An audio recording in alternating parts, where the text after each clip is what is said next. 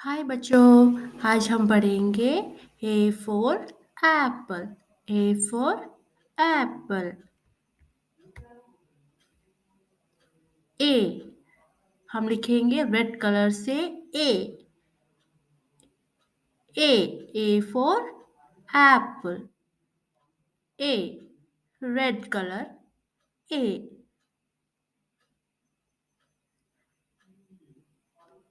Orange colour A. हम orange colour से लिखेंगे ए। A A for Apple. चलो बच्चों, अब लिखते हैं ग्रीन कलर से ए।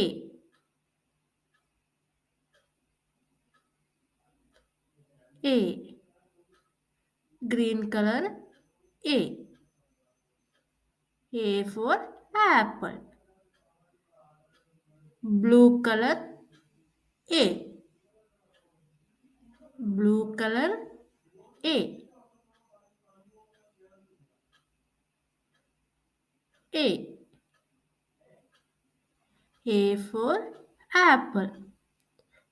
A for apple. A for apple. A for apple. अब हम करते हैं कलर एप्पल में। Red colour Apple.